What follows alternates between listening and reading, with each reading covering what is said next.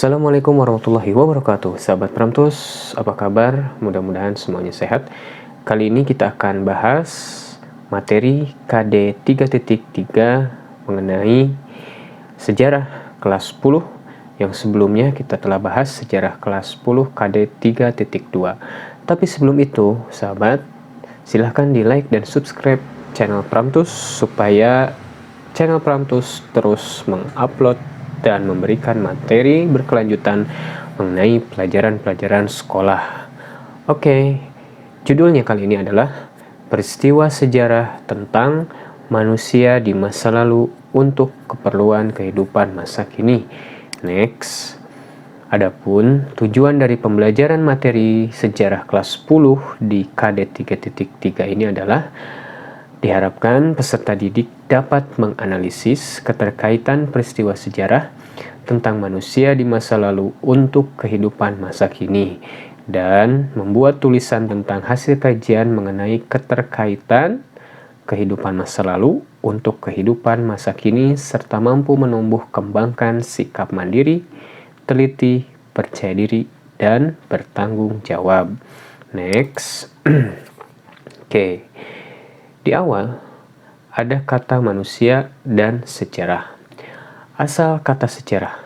Sejarah diambil dari bahasa Arab yang berarti pohon atau syajarah atau ada yang bilang sajaratun. Dalam bahasa Inggris, history yang berasal dari bahasa Yunani yaitu historia yang berarti inquiry, wawancara atau interview, interogasi dari seseorang, saksi mata, dan juga laporan mengenai hasil-hasil tindakan itu.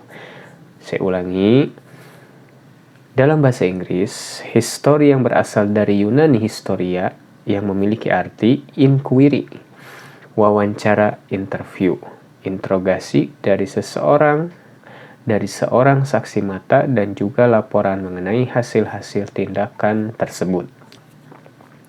Definisi sejarah. Sejarah adalah ilmu tentang asal-usul dan perkembangan masyarakat yang memiliki arti penting sebagai pengalaman masa lampaunya. Sedangkan pendidikan sejarah merupakan suatu proses internalisasi nilai-nilai, pengetahuan, dan keterampilan kesejarahan dari serangkaian peristiwa yang dirancang dan disusun sedemikian rupa untuk mempengaruhi dan mendukung terjadinya proses belajar peserta didik.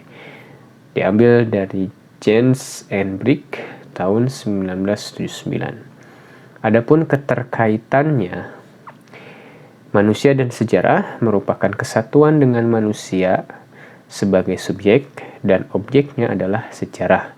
Bila manusia dipisahkan dari sejarah, maka ia bukan manusia lagi, tetapi sejenis makhluk biasa seperti hewan. Diambil dari Ali, tahun 2005, halaman 101. Next. Selanjutnya, manusia hidup dalam perubahan dan keberlanjutan. Sehubungan dengan konsep waktu dalam ilmu sejarah menurut Kunto Wijoyo, meliputi perkembangan, keberlanjutan atau kesinambungan, pengulangan, dan perubahan. Next. Nah, contoh perkembangan. Disebut mengalami perkembangan apabila dalam kehidupan masyarakat terjadi gerak secara berturut-turut dari bentuk yang satu ke bentuk yang lain. Perkembangan terjadi biasanya dari bentuk yang sederhana ke bentuk yang kompleks. Misalnya, adalah perkembangan demokrasi di Amerika yang mengikuti perkembangan kota. Pada awalnya, masyarakat di Amerika tinggal di kota-kota kecil. Di kota-kota kecil itulah tumbuh dewan-dewan kota. Tempat orang berkumpul dari kota-kota kecil mengalami proses menjadi kota-kota besar hingga menjadi kota metropolitan. Di sini demokrasi berkembang mengikuti perkembangan kota. Next. Contoh kesinambungan terjadi bila suatu masyarakat baru hanya melakukan adopsi lembaga-lembaga lama, misalnya pada masa kolonial. Kebijakan pemerintah kolonial mengadopsi kebiasaan lama, antara lain dalam menarik upeti raja yang ditaklukkan. Belanda meniru raja-raja pribumi. Begitu menurut Kunto Wijoyo di dalam bukunya tahun 2001 halaman 15. Next. Sementara itu, yang disebut pengulangan contohnya adalah peristiwa yang pernah terjadi di masa lampau terjadi lagi pada masa berikutnya. Misalnya, menjelang Presiden Soekarno jatuh dari kekuasaannya pada tahun 1960, banyak terjadi aksi dan demonstrasi khususnya yang dilakukan oleh para mahasiswa. Demikian halnya menjelang Presiden Soeharto jatuh pada 1998, juga banyak terjadi aksi dan demonstrasi. Sedangkan dikatakan perubahan apabila dalam masyarakat terjadi perkembangan secara besar-besaran dalam waktu yang relatif singkat. Next. Nah, tadi kita sudah diberitahukan bahwa contoh perubahan adalah perubahan masyarakat secara besar-besaran dalam waktu yang relatif singkat. Oke, next. Nah, selanjutnya tokoh dan peristiwa dalam sejarah. Ada nasihat, bangsa yang besar adalah bangsa yang bisa menghargai sejarah bangsa itu sendiri, menghargai jasa-jasa para pahlawan, dan sejarah perjuangan mereka adalah wujud penghormatan dan rasa terima kasih kita atas segala yang telah mereka lakukan. Contoh tokoh nasional. Pangeran Diponegoro adalah anak dari Sultan Hamengkubuwono III. Beliau adalah raja ketiga di Kesultanan Yogyakarta. Pahlawan yang kelak memimpin Perang Jawa ini lahir pada tanggal 11 November 1785 di Yogyakarta. Nama kecilnya adalah Mustahar.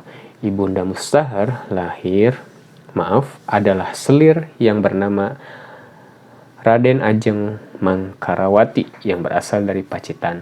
Selain dipanggil dengan Mustahar, semasa kecilnya Pangeran Diponegoro juga dipanggil dengan Bendara Raden Mas Antawirya. Next. Peristiwa pada masa lalu untuk kehidupan masa kini. Dalam kehidupan setiap manusia, baik secara individu maupun sebagai makhluk sosial, memiliki masa lalu yang tidak terhapus oleh waktu. Kejadian-kejadian tersebut tidak selamanya hadir sebagai sebuah kepahitan ataupun kebahagiaan. Namun demikian, masa lalu juga mampu menjadi motivasi sekaligus menjadi sebuah pembelajaran yang berharga dan bermanfaat bagi masyarakat. Alhasil, banyak di antara yang diunggah kembali sebagai bagian untuk pengingat agar tidak terlupakan. Singkatnya adalah sejarah sebagai kisah. Next. Nah, 3 kategori yang harus dipenuhi sehingga sebuah peristiwa termasuk sebagai sejarah, yaitu yang pertama, unik. Suatu peristiwa memiliki kekhasan tersendiri yang tidak terdapat pada peristiwa yang lain. Yang kedua, berpengaruh besar. Suatu peristiwa mempunyai pengaruh besar terhadap jalan hidup suatu kelompok, baik nasional bahkan global. Yang ketiga, memiliki makna. Suatu peristiwa mempunyai nilai dan manfaat bagi kehidupan kelompok di masa selanjutnya, baik masa kini maupun masa depan selanjutnya. Nah, kenapa kita harus belajar sejarah? Yang pertama ialah mampu mengembangkan kemampuan berpikir kritis. Yang kedua, memberi inspirasi. Yang ketiga, adanya relevansi dengan masa kini. Dan yang keempat ialah mendorong kemandirian berpikir. Terakhir, sumber ini diambil dari daftar pustaka sebagai berikut. Nah, demikian materi sejarah yang bisa disampaikan hari ini. Jangan lupa sahabat di like, share, and subscribe channel Pramtus. Demikian, Assalamualaikum warahmatullahi wabarakatuh.